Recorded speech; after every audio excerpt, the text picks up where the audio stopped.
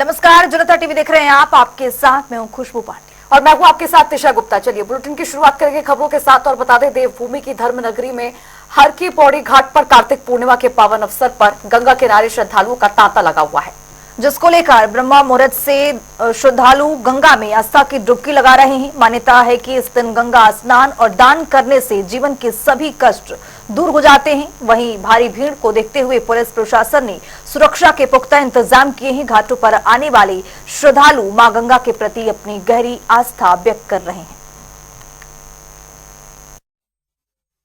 जैसे ये कार्तिक स्नान का बहुत महत्व है। ये कार्तिक महीना भगवान कृष्ण को बहुत प्रिय है और इसमें सब स्नान तुलसी की पूजा करी जाती है। सुबह 4 बजे उठ के स्नान होता है, तुलसी पूजा होती है। तुलसी का सारा जो स्नान करते हैं फिर यहाँ आके गंगा स्नान करते हैं और उसमें 365 बत्तियां जलाते हैं और अपनी तुलसी की परिक्रमा करते हैं।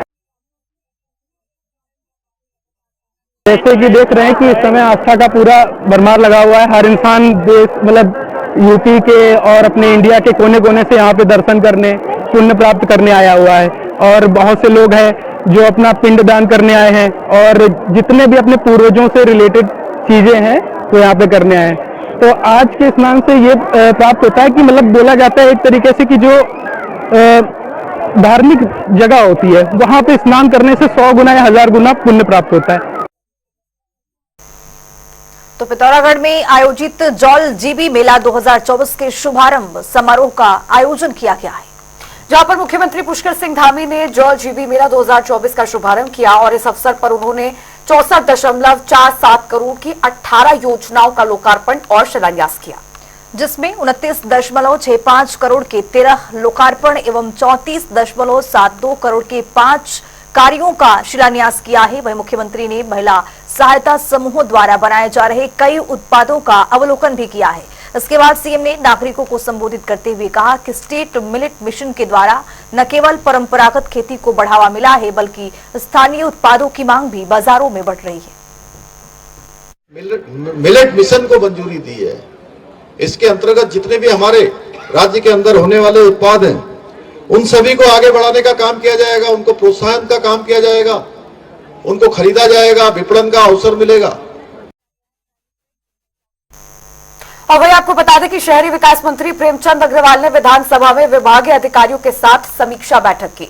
तो बैठक में स्मार्ट सिटी परियोजना और उससे संबंधित विभिन्न निर्माण कार्यों की समीक्षा की गई है। इस दौरान मंत्री प्रेमचंद अग्रवाल ने कहा है कि स्मार्ट सिटी के कार्य करीब पूर्ण हो चुके हैं। साथ ही उन्होंने अधिकारियों को स्मार्ट सिटी के शेष कार्यों में तेजी लाने के निर्देश भी दिए हैं।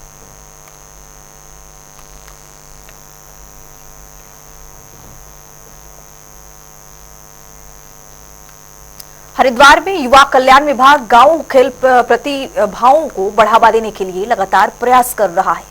साथ ही विकास खंड स्तर पर आयोजित खेल प्रतिभाओं में खेल को लेकर भारी उत्साह है। तो वहीं मिनी स्टेडियम में ब्लॉक स्तरीय खेल महाकुंभ का शुभारंभ किया गया, जिसमें खंड विकास अधिकारी भी मौजूद रहे। हमारे विकास खंड का यहाँ पे खेल महाकुंभ प्रारंभ हुआ है मिनी स्टेडियम बुग्गावाला में। इसका संयोजन किया जाता है हमारे क्षेत्रीय युवा कल्याण विभाग के द्वारा और इसमें हमारे शिक्षा विभाग की बहुत महत्वपूर्ण भूमिका रहती है कि वो व्यायाम शिक्षक और जितने अन्य अध्यापक होते हैं वो इसमें खेल विधाओं को संपन्न करवाते हैं। और सभी बच्चे हमारे क्योंकि ग्रामीण क्षेत्र के बालक इसमें आते हैं। न्याय पंचायती स्तर पर पहले ये गेम होते हैं और न्याय पंचायत से जो प्रथम टीम आती है और छात्र छात्राएं आते हैं उनको ब्लॉक स्तर में खेलने का मिलता है मौका। इसके पश्चात यही बच्चे हमारे जिला स्तर पर जाते हैं। अभी यहाँ पे हमारा अंडर 14, 17 और 20 का मैच होंगे और लगभग 3 दिन ये खेल चलेंगे। हमारा जो विभाग है ये बहुत पहले से इस काम को कर रहा है। पहले इस ग्रामीण खेल कूद के नाम से ये स्कीम चल रही थी। अब तो हम अलग अलग मतलब एज ग्रुप में गेम करा रहे हैं। ये कई बार ये योजना हमारी चेंज हो चुकी है। पहले हमारे ग्रामीण खेल कूद के नाम से चलता था, उसमें ग्राम के जो बच्चे होते थे वो खेलते थे। अब क्या है, अब इसमें हमारे जो एज ग्रुप है, बीच में हमारी पाइका भी आई है, उसके बाद राजीव गांधी के नाम से अब खेलो इंडिया के तहत ये प्रोग्राम चल रहे हैं। अब जो 18 से हमारा ये खेल महाकुंभ जो पंजाब और गुजरात की जो सरकार चला रही है खेल महाकुंभ को, जिससे कि बच्चों को आगे नेशनल में प्रतिभाग करने का मौका मिलेगा। उसके तहत भारत से ये जो हमारी राज्य सरकार द्वारा भारत सरकार के माध्यम से जो योजना शुरू कर रहे हैं, तो हमारे और आपको बता दें कि सैनिक कल्याण मंत्री गणेश जोशी ने केदारनाथ विधानसभा उपचुनाव को लेकर अस्थायी चुनावी कार्यालय में बीजेपी प्रत्याशी आशा नौटियाल के समर्थन में आयोजित पूर्व सैनिक और अर्धसैनिक सम्मेलन कार्यक्रम में बतौर मुख्य अतिथि प्रतिभाग किया। पूर्व सैनिक और वीरांगनाओं और वीर नारियों को संबोधित भी किया है। कार्यक्रम में सैकड़ों की संख्या में पूर्व सैनिक और वीर नारियां भी मौजूद रही हैं। इस दौरान उन्होंने केदारनाथ विधानसभा में बीजेपी प्रत्याशी आशा नौटियाल के पक्ष में मतदान करने की अपील की है। मुकाबला एक तरफा है। केदार घाटी के लिए जो नरेंद्र मोदी जी ने किया है वो दुनिया देख रही है, और अभी जुलाई की आपदा के बाद प्रदेश के यशस्वी मुख्यमंत्री धामी जी ने जो 10 करोड़ का पैकेज उनको राहत देने के लिए किया है, जिससे 5,600 से अधिक लोग लाभान्वित हुए हैं, उसका संदेश पूरी केदार घाटी में है। मैं 6 दिन पूर्व में यहाँ पर रहा था और आज 5 दिन से लगातार मैं कई गाँव में गया हूँ। लोगों ने मन बना लिया है कि यहाँ से आशा नौटियाल जी विजयी होंगी, तो उनको मालूम है कि आज प्रदेश में पुष्कर सिंह धामी जैसी की मजबूत सरकार है, प्रदेश का विकास कर सकती है तो धामी सरकार कर सकती है। दिल्ली में हमारी सरकार है, क्योंकि उनका मालूम है कि अगर किसी दूसरे व्यक्ति को वोट देंगे तो वोट खराब करना है, और लोग अपने वोट की कीमत को पहचानते हैं, अपने वोट को खराब नहीं करना चाहते हैं। और जैसा कि मैंने कहा, लगभग मुकाबला एक तरफा हो चुका है। कल मुझे कांग्रेस के ही एक कार्यकर्ता ने कहा, जब मैं अगस्तपुरी बाजार में था, कि हम जीत की आपको एडवांस बधाई दे रहे हैं, आप 10,000 से अधिक वोट से जीत रहे हो।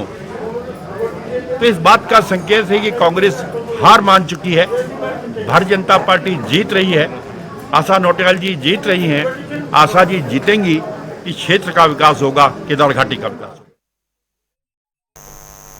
तो उत्तराखंड में बढ़ते नशे पर रोक लगाने के लिए उडरी गांव के लोगों ने एक अच्छी पहल की शुरुआत की है। ग्रामवासियों ने शराब प्रतिबंध को लेकर मीटिंग रखी है, जिसमें यह फैसला लिया गया कि कोई भी परिवार अपने घर के शादी विवाह और चूड़ाक्रम संस्कार आदि कार्यक्रम में शराब वितरित नहीं करेगा।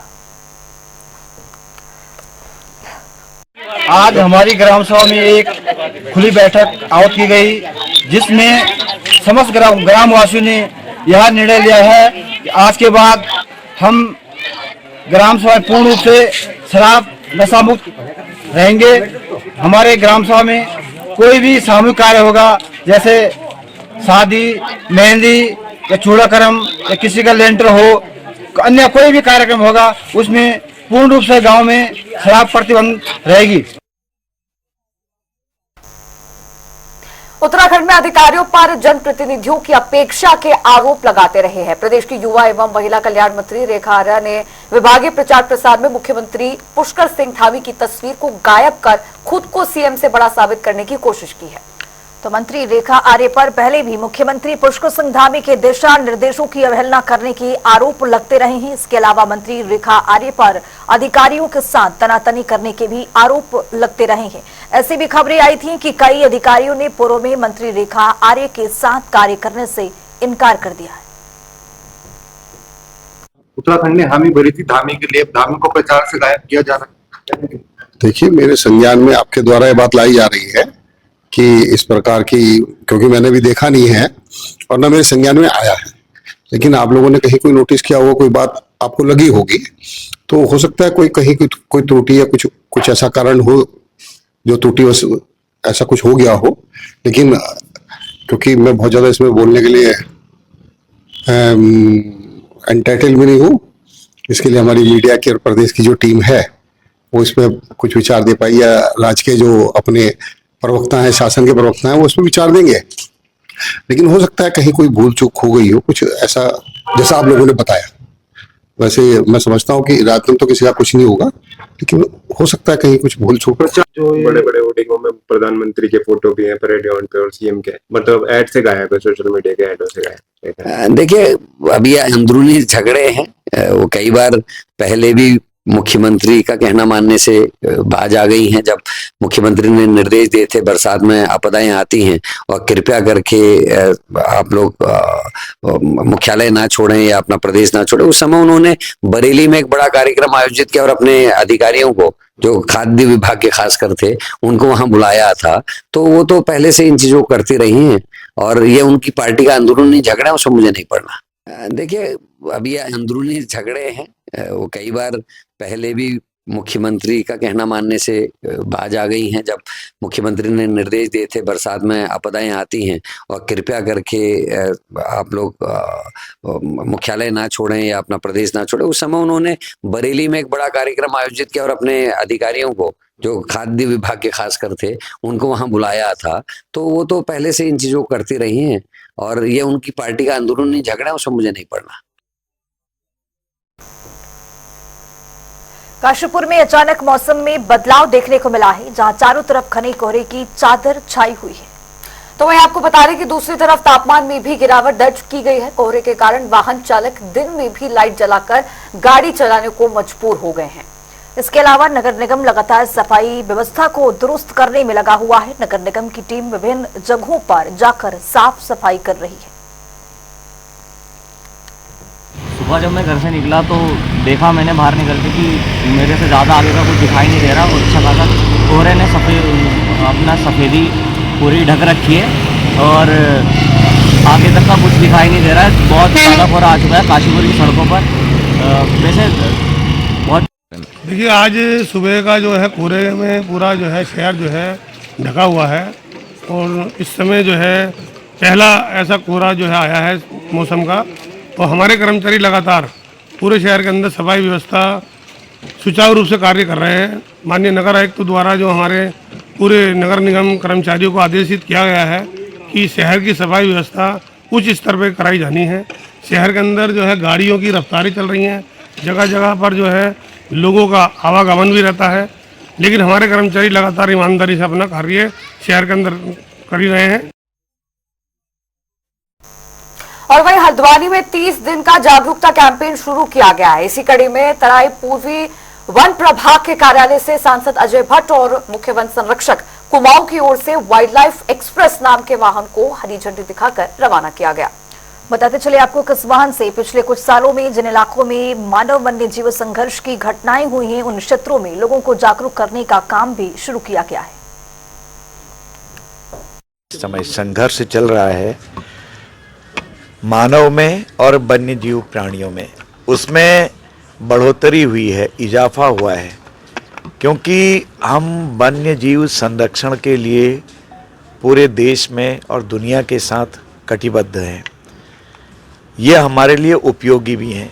संख्या बढ़ने के साथ साथ कहीं कहीं फिर मानव और वन्य जीवों में संघर्ष होना लाजमी है। ये कैसे इसको मिनिमाइज किया जाए, कम किया जाए और संघर्ष के प्रति जागरूक किया जाए। जैसे हाथी कॉरिडोर है, हाथी आ रहा है, अब हमने उसका रास्ता बंद कर दिया। वाइल्ड लाइफ के जहाँ जहाँ पर उनके भी कॉरिडोर बने हुए हैं, टाइगर के मूवमेंट के जहाँ जहाँ हमारे पॉइंट्स हैं, उस पॉइंट्स को भी हमने बंद कर दिया। मूवमेंट नहीं होगा तो फिर दिक्कत तो आएगी आएगी। तो हर चीज़ों को किस तरह से हम अपने आगे रखें, कैसे प्रोग्राम करें, किस तरह से वो मानव के करीब ना आने पाएँ, वहीं पर वो अपने क्षेत्रों में रहें जैसे पहले से रहते थे, इसका भी हम ध्यान देंगे। बुलेटिन में आगे बढ़ेंगे। मसूरी में पूर्व प्रधानमंत्री अटल बिहारी वाजपेयी जी की मूर्ति और कंपनी गार्डन का नाम अटल उद्यान रखे जाने को लेकर काम शुरू कर दिया गया है। इसी को लेकर नायब तहसीलदार के नेतृत्व में मसूरी देहरादून विकास प्राधिकरण के अधिकारी और बीजेपी मंडल के कार्यकर्ता कंपनी गार्डन पहुंचे और गार्डन में अटल जी की आदमकद मूर्ति लगाए जाने को लेकर कंपनी गार्डन का निरीक्षण कर जगह चिन्हित की। तो इस अवसर पर कंपनी गार्डन के प्रबंधन समिति से भी चर्चा की गई। जनप्रतिनिधियों के साथ में और डिपार्टमेंटल ऑफिसर्स के साथ में इस गार्डन में निरीक्षण किया गया और मूर्ति का स्थापना करने के लिए एक स्थान को हमने चयनित किया है और जिसे उच्च अधिकारियों को प्रेषित किया जाएगा और उसके पश्चात ही जो है अग्रिम कार्रवाई की जाएगी। कितनी बड़ी मूर्ति लगनी है यहाँ पर? ये लगभग 10 फीट की माननीय अटल बिहारी वाजपेयी जी की प्रतिमा यहाँ पे लगनी है। बहुत, जैसे कि आपको भी जानकारी है, बहुत लंबे समय से ये सभी कार्यकर्ताओं का और माननीय मंत्री जी का प्रयास था कि यहाँ पर माननीय अटल जी की आत्मकद मूर्ति लगे।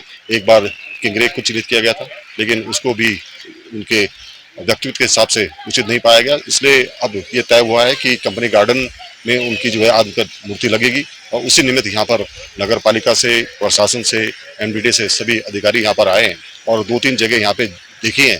तो जैसे ही वो फाइनल होगी तो निश्चित ही यहाँ पर मूर्ति लगेगी। और यही नहीं, इस कंपनी गार्डन का नाम भी बदलकर अटल उद्यान रखने के प्रस्ताव रखा है और माननीय मंत्री जी इसमें प्रयासरत हैं। मुझे लगता है बहुत जल्दी इसका नाम बदलकर अटल उद्यान होगा और यहाँ पर आत्मकद मूर्ति यहाँ पर जो है अटल जी की जयंती पे क्या तोहफा दिया जा सकता है? निश्चित ये प्रयास रहेगा कि 25 दिसंबर तक जो है ये पूर्ण हो जाए और माननीय मुख्यमंत्री जी और माननीय मंत्री जी इसका जो लोकार्पण करें, ऐसा प्रयास किया जाए। तो फिलहाल इस बुलेटिन में अभी के लिए इतना ही। देश और दुनिया की तमाम खबरों के लिए बने रहिए जनता टीवी के साथ।